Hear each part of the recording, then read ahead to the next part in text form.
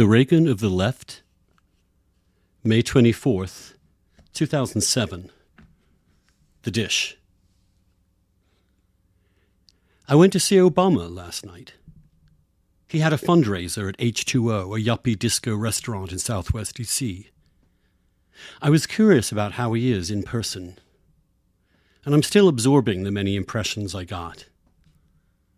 But one thing stays in my head. This guy is a liberal. Make no mistake about that.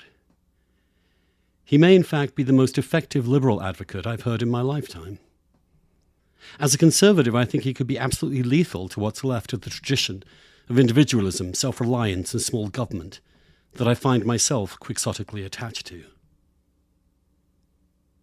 And as a simple observer, I really don't see what's stopping him from becoming the next president. The overwhelming first impression that you get from the exhausted but vibrant stump speech, the diverse nature of the crowd, the swell of the various applause lines, is that this is the candidate for real change. He has what Reagan had in 1980 and Clinton had in 1992, the wind at his back. Sometimes elections really do come down to a simple choice: change or more of the same. Look at the polls and forget ideology for a moment. What do Americans really want right now? Change. Who best offers them a chance to turn the page cleanly on an era most want to forget? It isn't Clinton, God help us. Edwards is so 2004. McCain is a throwback. Romney makes plastic look real. Rudy does offer something new for Republicans, the abortion-friendly cross-dressing Jack Bauer.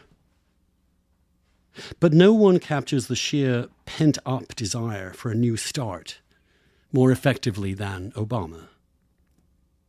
From the content and structure of Obama's pitch to the base, it's also clear to me that whatever illusions I had about his small c conservatism, he's a big government liberal with, for a liberal, the most attractive persona and best developed arguments since JFK.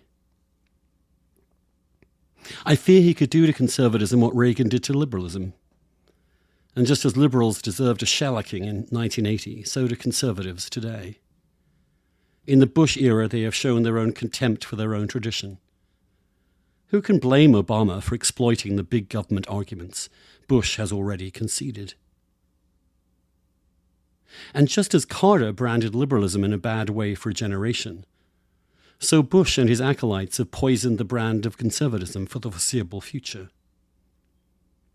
When you take a few steps back and look closely, you realize that Bush has managed to both betray conservatism and stigmatize it all at once.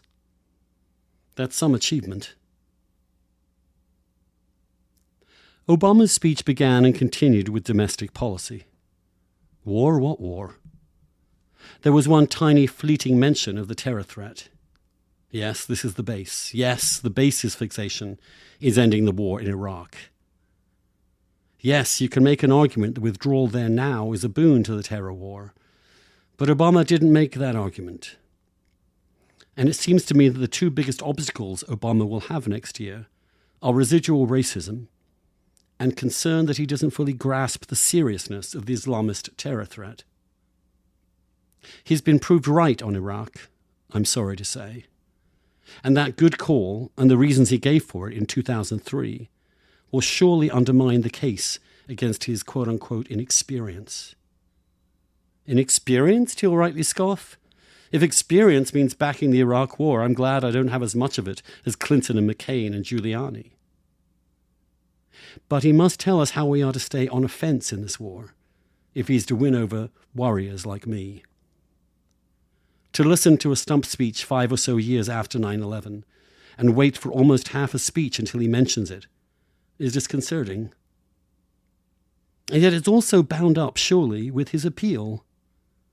That appeal is partly to take us past the 9/11 moment and describe a journey forward that isn't obviously into darkness.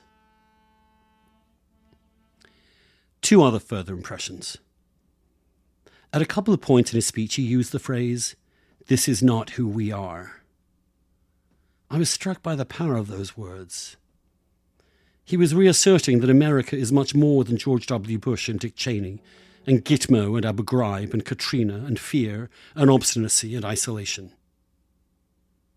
And so he makes an argument for change in the language of restoration.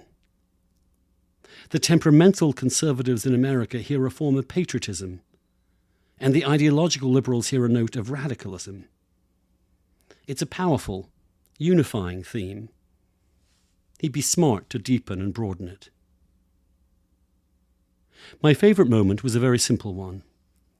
He referred to the anniversary of the March on Selma, how he went and how he came back, and someone, I don't remember now who now, said to him, "That was a great celebration of African American history." To which Obama said he replied, "No, no, no, no, no.